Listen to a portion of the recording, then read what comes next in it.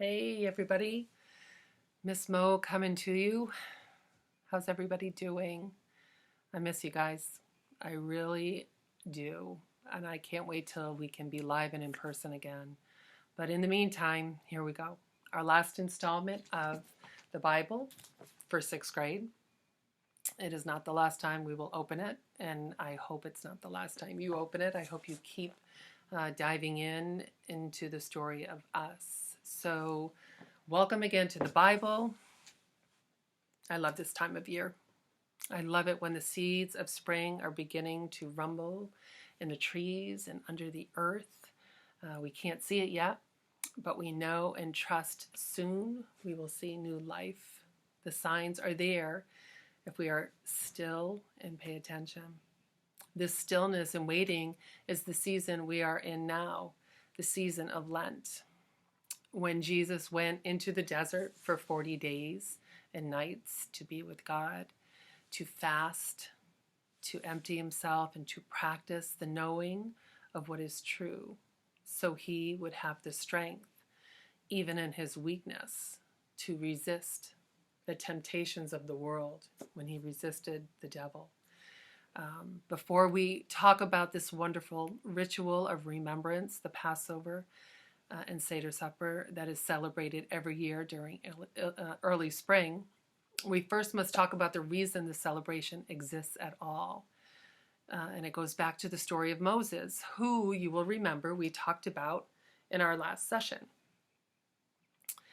Moses was a person chosen by God to go back to the place where he grew up, the place where he had run away from, the place where his people, God's people, chosen people, were still slaves. And then with the help and the strength of God, Moses would convince Pharaoh to let the Hebrew people go. Let my people go is what Moses would say, which God was talking through him. So before you listen to me anymore, make sure you go and watch the video sent to you about this wonderful story, the story of the Passover, when the angel of death passed over. It's such an epic story. I used to watch a different version every Easter with my family growing up, and one of my favorite parts was when Moses was inside the house and they're preparing. It's coming to that climax of when they would be leaving. So Moses is inside the house with his family and relatives, and Joshua, who is Moses' right-hand man, comes down the street and puts the lamb's blood over the door of Moses' house and the houses of the Hebrew people, so that the angel of death would pass over them and their lives would be spared. Because of this, many Egyptians were killed and were afraid of the God of Moses. So Pharaoh, in the next day or that night, told Moses to go, leave, and take his God with him. And the Hebrew people were finally free. The joy this day must have brought, right? Freedom, to finally be free of enslavement. This is a story that when we remember it, we can reflect on our own freedoms that we take for granted when we think of the whole world and what's going on in it, right? We are so lucky for our freedoms, and we have to remember that. But also we can reflect on those things that may keep us enslaved, held back from the belonging of being chosen, and held back from choosing God. So what are some things that hold us back from the freedom of knowing what is right in our minds and hearts? What are the things that separate us from aligning with God's plan and purpose for us? For example, some things I would like to be free from in my life. A big one is impatience with myself and my children and the whole world, for that matter, especially in these crazy COVID days, right?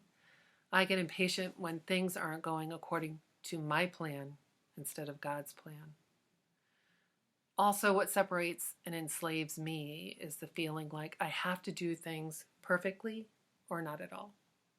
That all or nothing thinking, and all that does is lead to poor judgment of myself and others, which then spirals into poor choices and bad feelings and decisions. And when I find myself on this wild ride, I stop. I take a deep breath and I say a prayer. And it usually goes something like this. Dear God, fill me with your Spirit. Free me from the practice of forgetting that it is Jesus who is the way, truth, and life. Help me to follow not mine, but your will, God. Empty me so I can be filled with only you. Help me to be your hands and feet. Amen. And sometimes the words are a little different, but the sentiment is the same. Not me, but you, God. Help me to remember this. Amen, right? So there you have it, the story of the Passover. You've seen it, you've listened to me. The Passover and our continued connection to it from ancient days to today and every day, when we remember our freedoms now and God's forever part in the practice of them. Amen. All right, so next up, in the next video, you'll see a little bit about the Seder supper, the Passover supper. So I'll see you in a bit.